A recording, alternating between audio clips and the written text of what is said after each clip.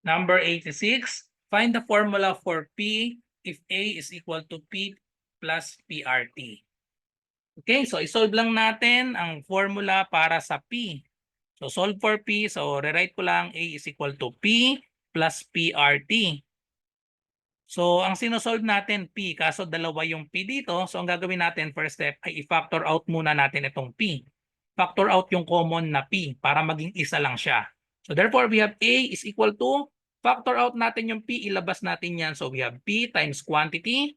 Itong una, P lang. So pag finactor out mo yung P, magkakaroon tayo ng 1. Para pag minultiply yan, P times 1, that is P.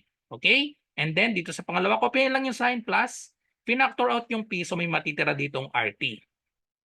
Pag minultiply yan, babalik dapat dito sa original. P times 1, that is P. P times RT, that is PRT. Okay, so ibig sabihin, same lang yan. Pabalik na distributive property. Okay, so ang sinosolve natin yung P, so kailangan i-divide natin both sides by 1 plus RT.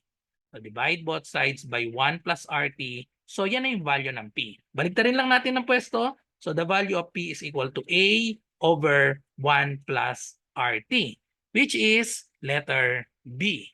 P is equal to A divided by 1 plus RT. So next number, number 87. What is the median of set A equals 10, 9, 2, 6, 3, 4, 1, 5, 2 if the smallest and largest numbers are removed. So ano ba yung median? Pag sinabing median, ito yung middle term. Okay? So middle term kapag inarrange natin lowest to highest or highest to lowest. Okay, so gawin na lang natin lowest to highest. Arrange lang natin. So i-cross out ko yung mga naisulat ko na. May isang 1 tapos may dalawang 2. So may isang 1, may dalawang 2. Next ay 3, 4, 5, 6. Okay, tigi-tigisa. 3, 4, 5, 6. And then we have 9 and 10. So ang sabi, smallest and largest numbers are removed. Tanggalin daw natin yung lowest and largest. So tanggalin itong 1, lowest, and then largest itong 10. Then kuhanin na natin ang median. So ang median, bilangin lang natin kung ilan siya, ilan yung ano yung panggitna dito. So we have 1, 2, 3, 4, 5, 6, 7. Add number, so ibig sabihin may gitna yan. So maunti yung number, so bilangin nyo lang. So meron tayong 3 dito sa left, may 3 sa right. So ang gitna natin, ayun, 4. So therefore, the correct answer is letter A, 4. Kapag even number, dalawa yung magiging gitna natin. Okay? So halimbawa, meron pang 10 dito, ang magiging gitna niyan ay yung dalawa yung magiging gitna kasi tig-tatlo dito sa left and right. Tig-tatlo, so dalawa yung magiging gitna, 4 and 5. So sa ganong case, ay kukunin natin yung average ng 4 and 5. So magiging 4.5 yon. Pero dahil odd number na ito, ayan, so eksakto yung gitna natin. So bali pang gulo nga lang pala itong remove the smallest and largest. Kasi kapag kahit nandito yung 1, tsaka nandito yung 10, ang median niyan, same pa rin, 4 pa rin. Kasi isa sa left, isa sa right yung tinanggal natin. Okay? So next number, number 88. What is the greatest common divisor of 24, 45, and 1?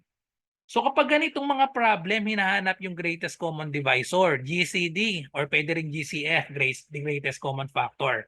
Basta kasama yung 1 sa GCF or GCD, automatic ay yan na yung sagot. So letter C.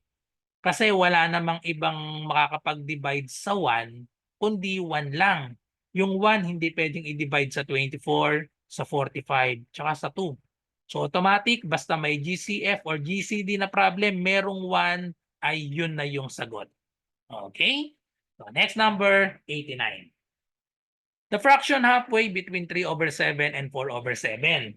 Pag kinukuha natin itong halfway tapos dalawang fraction, ang gagawin lang natin dyan, kunin natin yung average.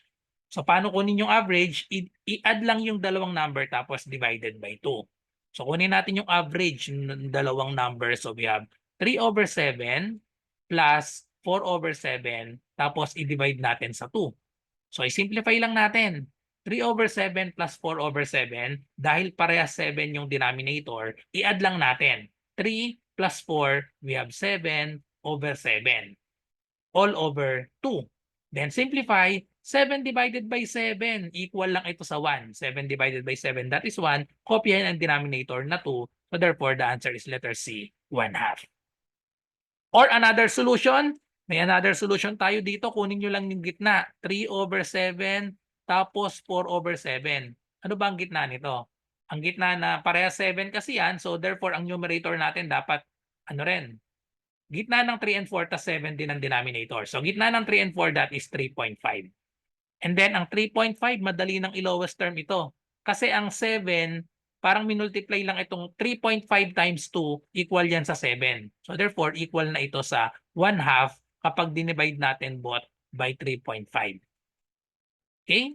So yun yung dalawang way para sagutan ito. So letter C pa rin, 1/2. Or kapag nalito kayo 3.5 kasi 3.5/7 may decimal. Kung gusto niyo tanggalin ang decimal, i-times niyo sa both the numerator and denominator by 2, so magiging 7/14. Tapos dito madali nang makita na 1/2 ito, divide natin pareha sa 7, so magiging na siyang 1/2. Okay, so depende na sa inyo kung anong gusto nyong gamitin. Itong isa, nakinuha lang yung gitna, or yung isa naman, gamit ang average formula, i-add divided by 2. Same answer of 1/2. So last number for this video, so we have the GCF of 12 and 42 is blank. So hinahanap natin GCF or greatest common factor. Pwede tayong gumamit ng factor 3. Pwede rin naman yung continuous division. Okay, factor 3 muna ang gamitin natin. Kunin natin yung prime factors ng 12 at 42. So pwede ito sa 6 times 2. Ang 42 ay 6 times 7. So pwede na palang hindi prime factors ang kuhanin natin kasi may common na agad dito. May common na. Parehas may 6. O di yun na yung GCF natin, yung greatest common factor. Kasi kapag dinaretso pa natin ito, 2 times 3. Itong 6, 2 times 3. Eh di ganun din. So 2 times 3 yung magiging sagot natin. Okay, so therefore the correct answer is letter B, 6. Or pwede mag-continuous division tayo. 12, 42, tas i-divide natin sa mga, kung hindi nyo agad naisip yung 6, pwedeng sa maliliit na number, let's say 2 lang muna. Okay? So 12 at 42 parehas even number, so divisible parehas yan sa 2. So 12 divided by 2, that is 6. 42 divided by 2, that is 21. So ngayon, saan pa pwedeng i-divide ang 6 at 21? Pwedeng i-divide parehas sa 3. 6 divided by 3, that is 2. 21 divided by 3, that is 7. I-stop na tayo dito kasi itong 7 prime number, wala na itong factor. So therefore, ang GCF natin ay yung product netong mga nasa left side. So 2 times 3, so GCF 2 times 3 equals 6. Same answer, letter B. Okay, so that's all. So kita-kita po tayo sa susunod, number 91 to 95. So good luck po sa lahat na nagre-review para sa civil service exam, at kung may math question po kayo, i-comment nyo lang po dito. Or i-PM nyo ako sa aking messenger, RJ Enseñado. Subscribe, kung wag kakalimutan mag-subscribe kung first time nyo po dito. So bye-bye and God bless.